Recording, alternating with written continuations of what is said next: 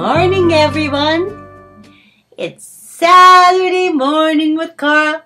I am so glad to be back with you today.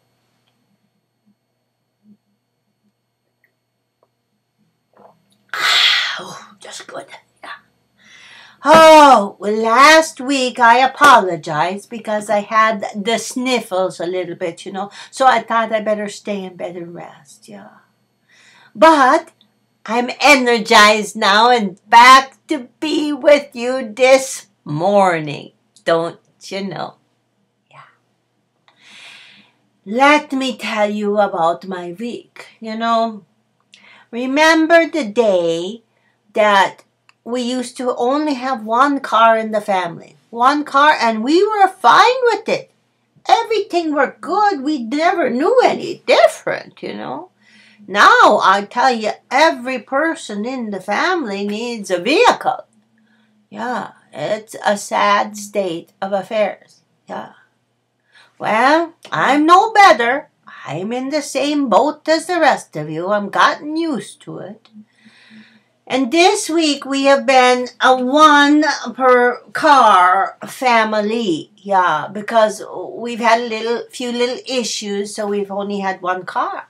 Well, I told my husband, I said, you remember now, tomorrow I have to have the car because I got the ladies' aid thing going on. And he remembered, So in the morning I got up and he says to me at breakfast, he says, well, honey, what time do you have to leave? And I told him, and he said, well, I tell you what, when we get ready, I'll go up and I'll make sure there's gas on it. And I got the one to get a paper, and then I'll pick you up and you take me to work before you go off to the ladies' aid thing. I said, that's fine, So he went off, and I got all my stuff ready. And I'm sitting by the door waiting. Then I'm standing by the door waiting. Then I'm opening the door waiting. I'm waiting and waiting and waiting. Finally, he shows up. Now remember, I'm the one who's going to be driving the vehicle to my ladies' aid thing. Well, there he is, sitting in the driver's seat, just looking at me. Looking as I struggle my way out of the house because I am carrying my purse. When I go out of town, it's got to have my cell phone, and it has my billfold with my driver's license, and it's got my insurance card, all those, my ARP card, just in case I got to stay somewhere, all those things. And I got some toiletries with, and I got, like I said, the cell phone, and then, my makeup. And I always take a clean pair of underwear just in case. So I tell you, it's a little weighty because I got my address book and I got a reading book and I got my Bible. So that's a heavy little load I'm carrying. And I got my cup of Folgers, the driver's kind, that you don't spill, got that, Then I was taking some things for my outing, and I got a grocery bag full, plump full to the top of groceries. And I got one of these freezer bags, with the handles. And it's got a roast in it, 2 packages of hamburger, some sausage, some round steak, and a couple soup bones. So I got like 20 pounds of meat. So back to my husband looking at me from the vehicle. He's watching me, looking, just staring at me, watching me as I get out of the house with all this stuff. I get turned around, don't you know? I get the door locked and the door shut, and then I gotta go down these 4 steps. He watches me as I go on the ice, slipping and sliding all the way to the vehicle. He watches me while I open the door and get everything out of my hands and into the vehicle.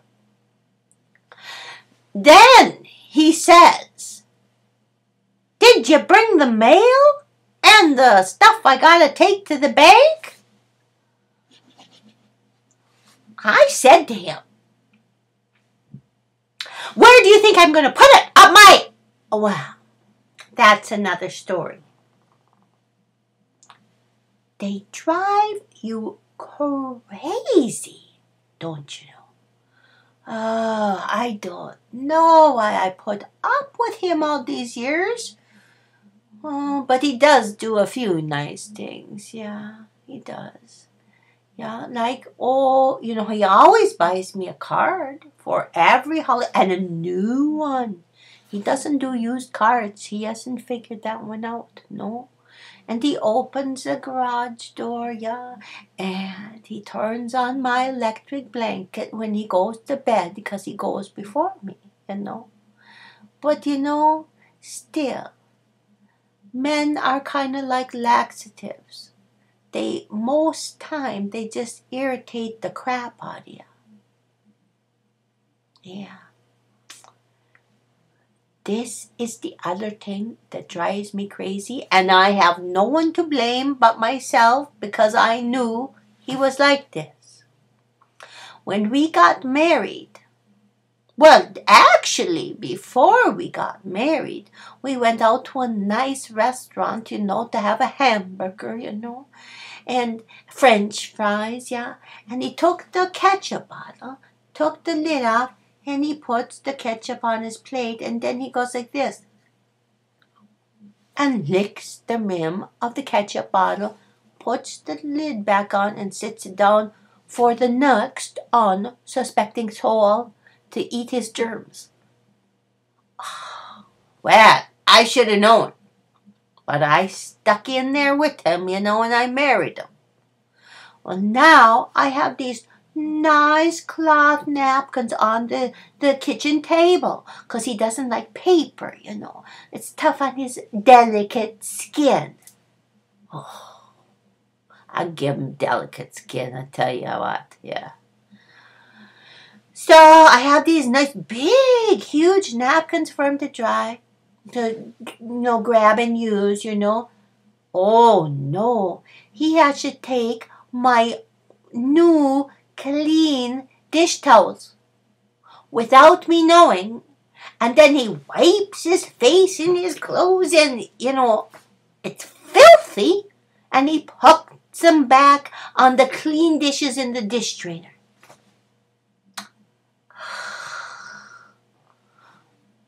Infuriates me. If I wanted his slobber, I'd give him a kiss. Ain't gonna do that anymore. Oh, yeah. I tell you what, we got in such an argument about it. We were yelling and screaming, and why do we get in an argument? You know, it doesn't make any sense. We don't have makeup sex anymore, so, you know, all it is just a pure argument. But I guess I gotta put up with him because he still turns on my electric blanket at night. Yeah.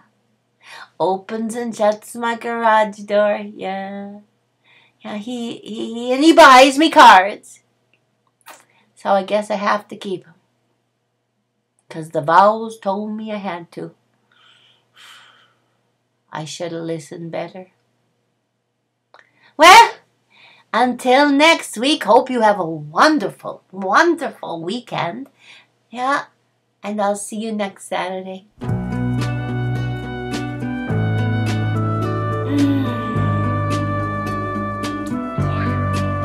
Bye.